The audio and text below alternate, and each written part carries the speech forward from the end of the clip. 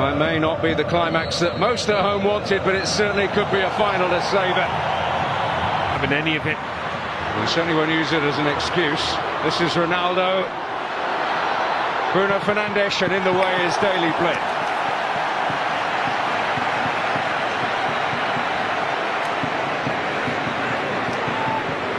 Yeah, nice play, moving the ball across the pitch. Up against De Ligt here. Whenever De Ligt makes a challenge, he tends to get it right.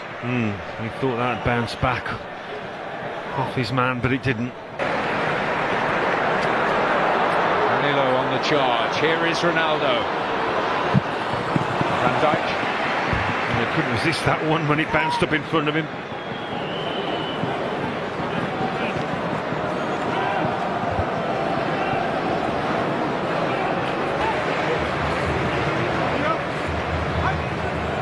Something a little different each time. And Cillessen able to plunge and pounce. It was Jose Fontu who got his head to it in the end. I said he'd Depay. Balls the way of Bernardo Silva. He's got help. Bruno Fernandes. Well, that's 3 shots on goal he's had now, Fernandes. Portugal certainly will be the happier of the Fernandes. William Carvalho, Rafael Guerreiro up there. Nelson Semedo. Oh, it falls away. Bernardo Silva again. Bruno Fernandes. Well, he's not getting any closer. Well, you see from the expression of Bernardo Silva, they'll feel, the Portugal lads, they should be ahead by now. The positions they've got into, the opportunities they've had. Not like they've had a... Bruno Fernandes once more. Bernardo Silva. Oh, and it was a very important challenge by De Jong. Just did enough there. Ronaldo.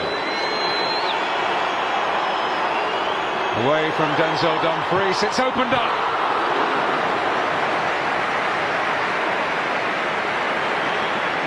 Oh, another effort on target.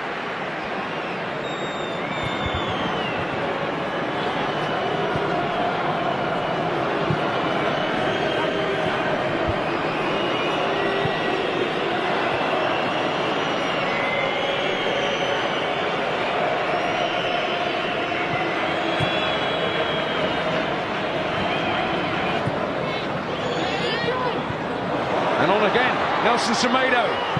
Oh. Post. It's an interesting one tonight because only 2 centre-backs are on the pitch. Well, Portugal with less possession are certainly causing the greater threat. Ronaldo warming the hands of Jasper Cillessen.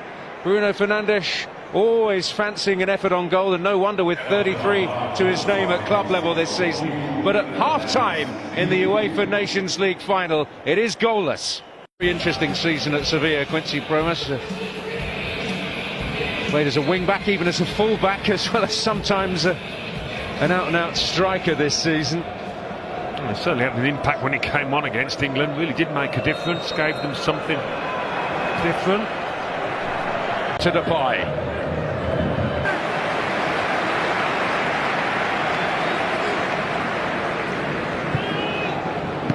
Well, immediately it's looking brighter. I think Portugal.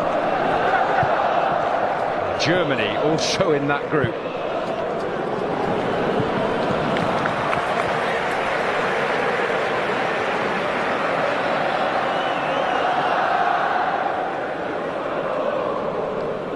Into Ronaldo once more. It'll fall the way of Depay. Ronaldo is onside. The flag has stayed down. But Rui Patricio produces when he needed to. Yeah, the flag's gone up now. He always waits these days, the linesman, for the move to play out. It's a really frustrating move, I think, because you never quite know. He probably knew, Ronaldo, but he's just got to go ahead with it. And Ganesh. Van Dijk reading the situation again. He did ever so well, Ronaldo, to keep that move going. Oh, have they sprung the trap here? Bernardo Silva. Oh, an urgent action from De Ligt.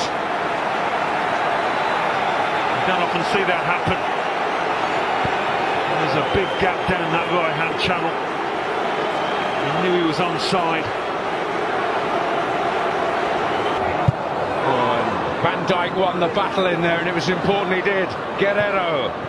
Ganesh.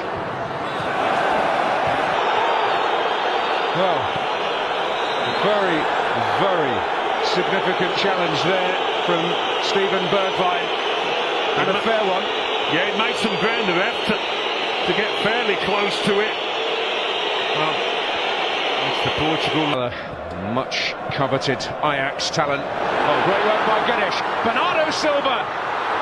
Ganesh! Breakthrough!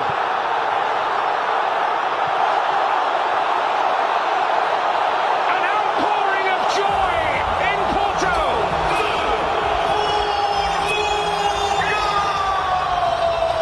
Portugal strike first in the Nations League final. And what a strike it was as well from Guedes. Beautifully struck. Right in the corner it appeared to be. The little nutmeg here that opens up the gap. It's not an easy chance by any means, and Cillessen might feel he could have done better here. But Bernardo, like he did, it is a save you would expect him to make. But he was agile there.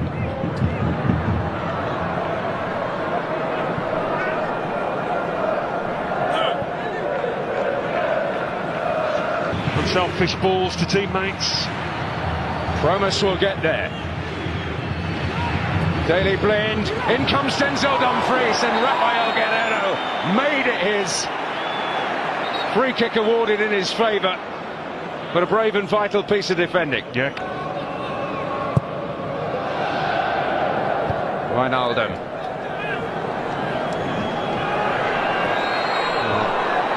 I was going to say typical William Carvalho stuff, but it does result in a free kick. Yeah, Devon saw that challenge coming. And the body in the... Promise to Depay. Denzel Dumfries swirl forward.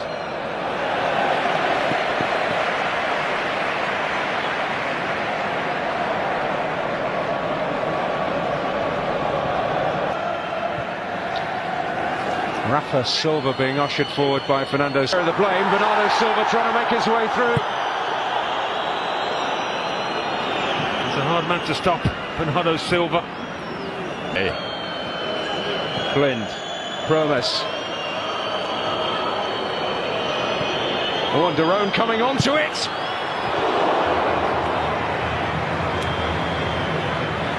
Oh, an opportunity to at least test the goalkeeper. Yeah. Just to keep it down, coming onto it.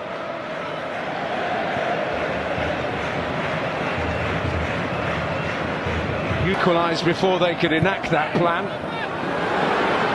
and then decided they didn't need to. Oh, brilliant effort from Bruno Fernandes, but straightforward in the end for Cillessen. Got a good shot on him, hasn't he? He's had about 4 or 5 out there tonight. Very unfamiliar role, and he's matched him, and up he goes back. He's here, the referee, and up there centrally on the edge of the box.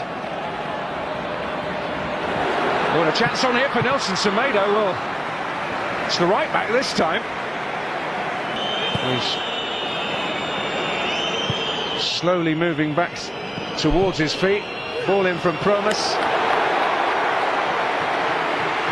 Rui Patricio happy to eke out, though that is a definitive change. This is Rafa Silva, beautifully away from Frenkie de Jong, but not from Denzel Dumfries, who will receive a bit of further punishment here. Rafa Silva shown his ability with the ball on his feet, really just moved quickly across the turf. Good close control, not much of a wall. I think sometimes that's the best policy, make sure the keeper can get a decent view of it.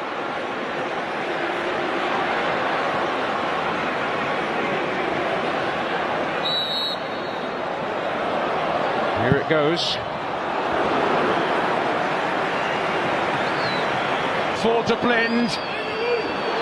And that's Rui Patricio's and one of the biggest cheers of the night.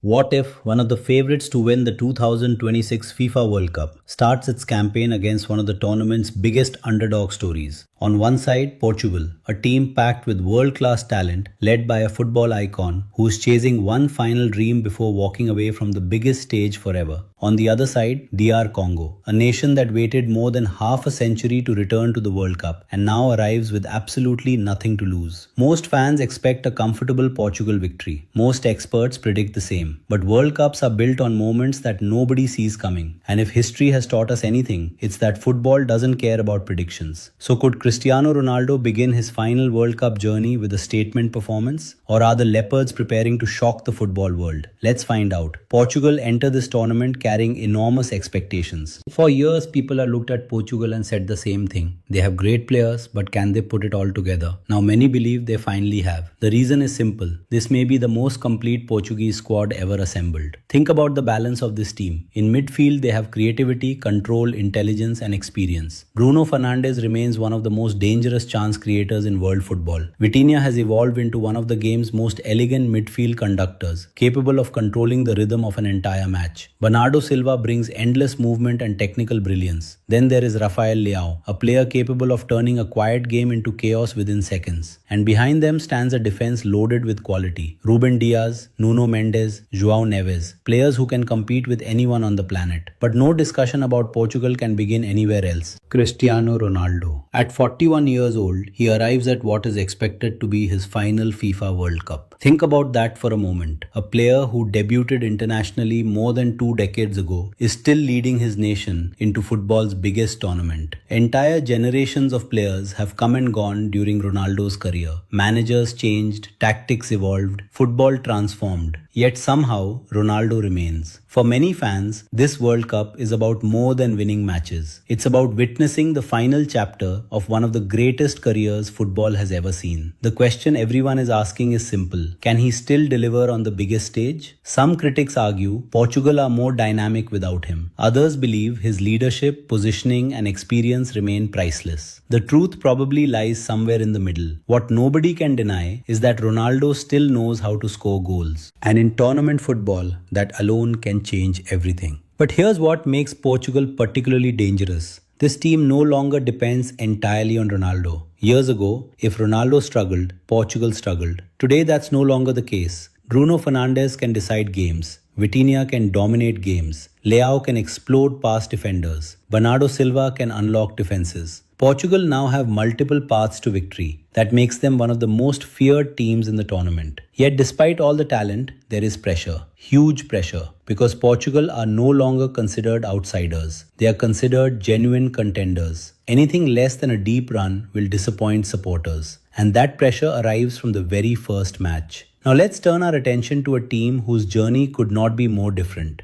DR Congo. For younger football fans, their World Cup story feels almost unbelievable. Their previous appearance came all the way back in 1974. Think about how much football has changed since then. Entire footballing eras have passed, legends have risen and retired, World Cups have come and gone, and through all of it, DR Congo waited, year after year, qualification campaign after qualification campaign, near misses, disappointments, heartbreak. Then finally, they broke through. And they didn't do it the easy way. Their qualification journey was one of the most dramatic stories in African football. They battled through powerful opponents, they survived pressure-packed matches, and somehow they emerged with a World Cup ticket in hand. For the players, this isn't just another tournament. This is history. These players have already become national heroes before kicking a single ball at the World Cup. But what makes DR Congo truly dangerous isn't emotion, it's talent. Many casual fans underestimate this squad. because it lacks global superstars. That would be a mistake. This team is filled with players competing in top European leagues. They are athletic, disciplined, aggressive in transition, and extremely difficult to break down. Leading the defense is Chancel Mbemba, one of Africa's most reliable defenders over the past decade. His experience could prove invaluable against Portugal's attack. Then there's Yoane Wissa, the pace, the movement, the ability to attack space. If DR Congo get opportunities on the counter-attack, Wissa will likely be at the center of them. Aaron Wan-Bissaka adds defensive quality and recovery speed. And throughout the squad, there is a belief that few teams possess. Because unlike Portugal, DR Congo enter this match with zero pressure. Nobody expects them to win. And sometimes, that freedom can be incredibly dangerous. As kickoff approaches in Houston, the tactical battle becomes fascinating. Portugal will almost certainly dominate possession. They look to control territory, control tempo, control the game. DR Congo will likely welcome that because their biggest opportunities may come when Portugal push too many players forward. One mistake, one counter-attack, one moment of hesitation. That's often all it takes in World Cup football.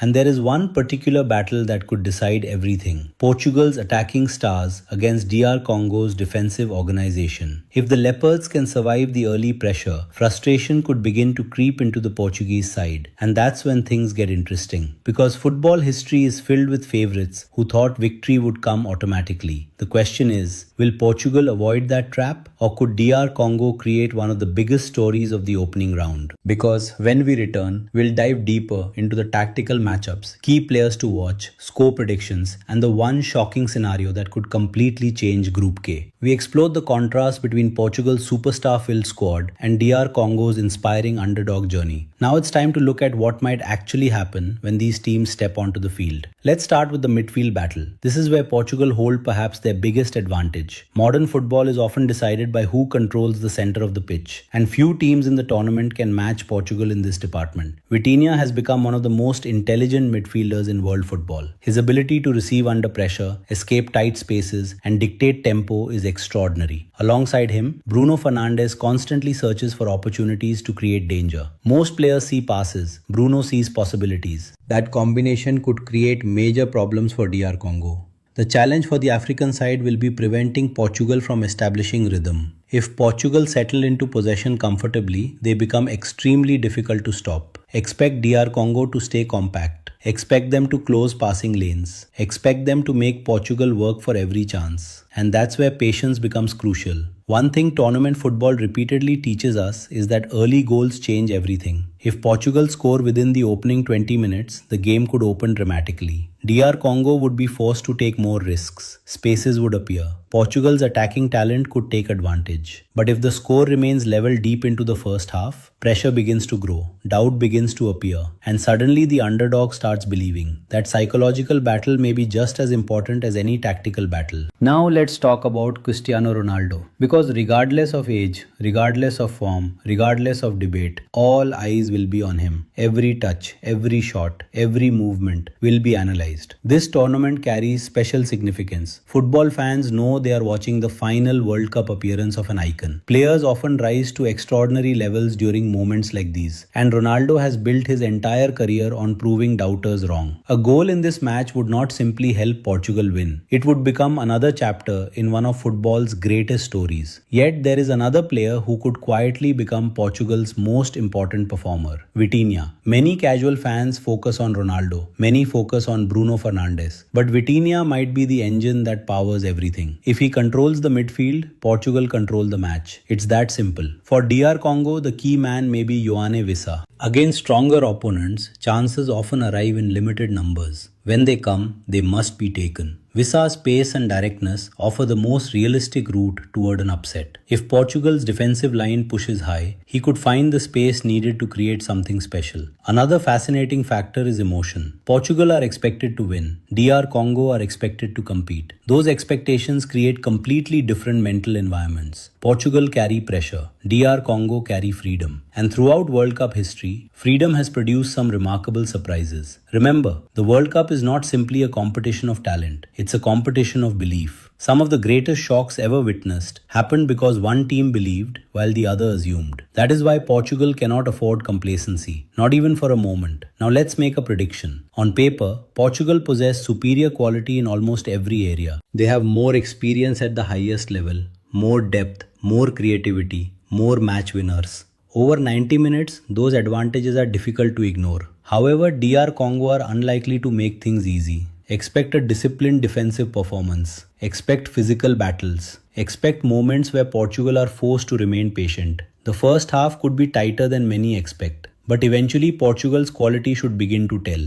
A clever pass from Bruno Fernandes. A midfield breakthrough from Vitinha. A decisive finish from Ronaldo or Leao. Those moments are what separate contenders from underdogs. My prediction, Portugal 2-0 DR Congo. A professional performance rather than a spectacular one. A result that gives Portugal the perfect start while reminding everyone that World Cup victories are rarely straightforward. For DR Congo, even defeat would not end the dream. The battle for qualification often extends far beyond the opening match, and this team has already shown remarkable resilience throughout their journey. But for Portugal, this game represents the first step towards something much bigger, a possible World Cup title, a final Ronaldo story, and perhaps the realization of a dream generations of Portuguese fans have waited to see. The stage is set, Houston is ready, millions will be watching, one team chasing glory, one team chasing history, and when the whistle blows, only one thing is certain. The World Cup never follows the script for long. That's why we watch, that's why we believe, and that's why Portugal versus DR Congo could be far more memorable than anyone expects.